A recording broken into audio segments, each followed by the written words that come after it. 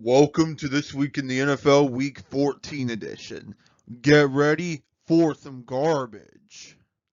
Defense was optional in Detroit this week as the battle of the two Thanksgiving gamers saw Detroit pull one out.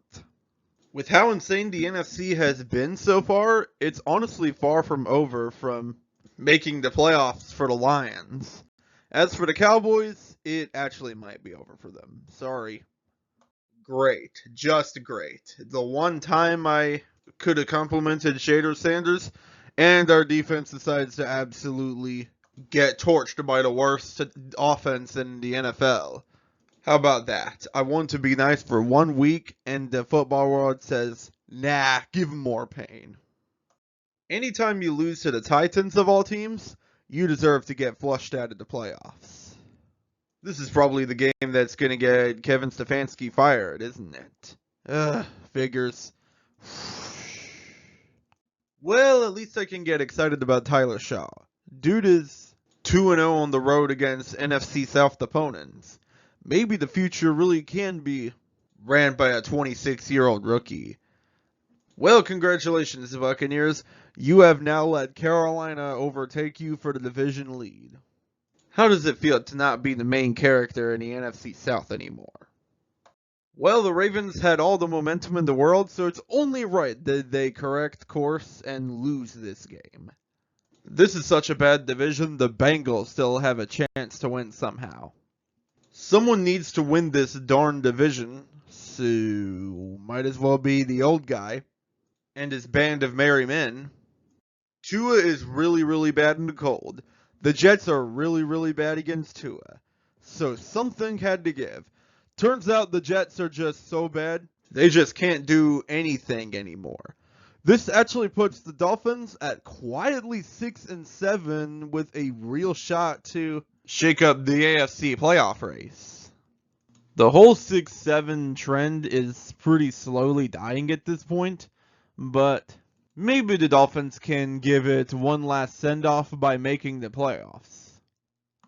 As for the Jets, what I thought was a middling roster to begin the season has turned into an epically crap roster by the end of their season. Funny enough, there is actually optimism after week 1 where they had that epic clash with Rodgers and company. I guess it goes to show this is why you never have optimism in the Jets, ever. It turns out I did not need to retroactively cover myself last week by saying that Indy would win. The Jaguars were just way too hot for the Colts. Now, Daniel Jones is injured and the Colts season is disappearing very, very fast. To try and save their season, they turn to 44-year-old Phillip Rivers. What the heck? Why him? It could have been anyone else. And it's nice to know that one of our former Saints players still loves to torch the Falcons. A Rashid Shaheed 100-yard kickoff return fully submitted that the Seahawks have indeed outgrew DK Metcalf. As for the Falcons, I'm starting to run out of jokes, honestly. This is getting kind of pathetic. Oh wait, I do have one more joke for them. And a kind of crappy one at that. Get flushed, you. And please keep Raheem Morris. He's funny. What really should have been an epic clash between two of the top AFC squads turned out to be little more than desperation between these two teams. Buffalo wants to stop the evil empire from popping up again. The Bengals just want the playoffs again. In the end, however, Buffalo just doesn't lose snow games. Hate to say it, Bengals, but this one might have ended your season. You're probably not making the playoffs at 8-9. In a lose and get eliminated game, J.J. McCarthy finally had a mistake-free game. As it turns out, the Vikings were mistake-free too, and they shut out the Commanders. Just a week after getting shut out. Something tells me the Vikings are going to make the playoffs again next year. And I, for one, cannot wait for the overreactions that will stem from that. Well, congratulations, Washington.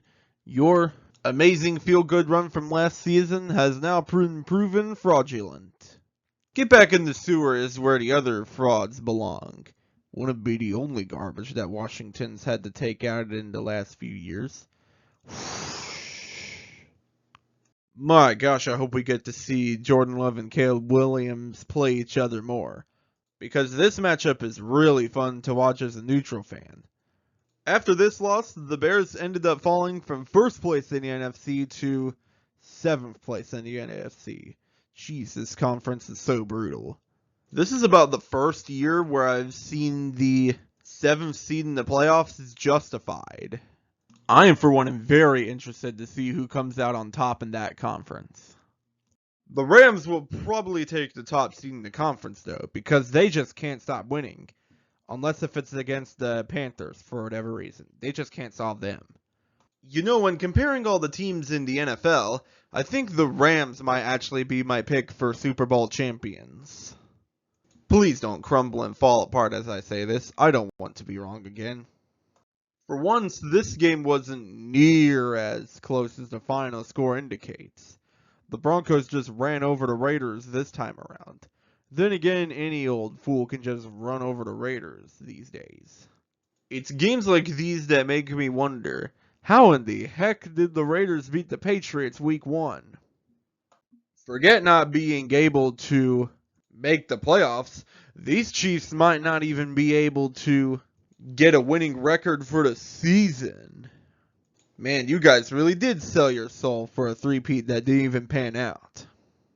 As for the Texans, this year's AFC is so bad that I can legitimately see them representing them in the Super Bowl. Man, whoever gets out of the gauntlet that is the NFC is winning the Super Bowl so easily. Eagles, are you okay? Certainly you're not going to be the odd team out in the NFC 8-way race. At least you still hold the NFC East lead, so you have that to fall back on.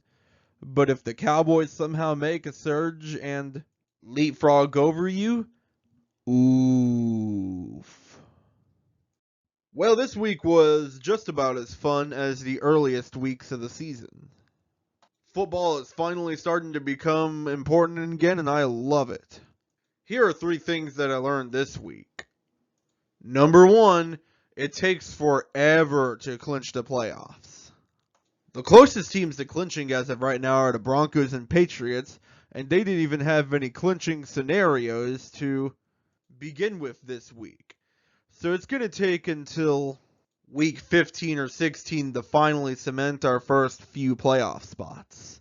Number 2, the NFC South should not, according to college football media, have a playoff spot. Yeah, apparently they're bad for TV ratings, and also it's a safety issue, so we're going to have to take that guaranteed playoff spot away from you. I am so sorry. Try going undefeated next time. Maybe that could work out for you. And number 3, there is practically no markets for free agents and practice squad quarterbacks. If the Colts are getting a 44-year-old Phillip Rivers, of all people, to fill in for a quarterback, there must be nobody out there on the market that could fill those shoes. Well, anyway, that'll do it. Thanks for watching, guys. Be sure to like, subscribe, comment, share, ring the bell, and don't forget about John 3:16. And I'll see you next time. 1 John chapter 4, verses 15 and 16. All who declare that Jesus is the Son of God have God living in them, and they live in God. We know how much God loves us, and we have put our trust in His love. God is love, and all who live in love live in God, and God lives in them.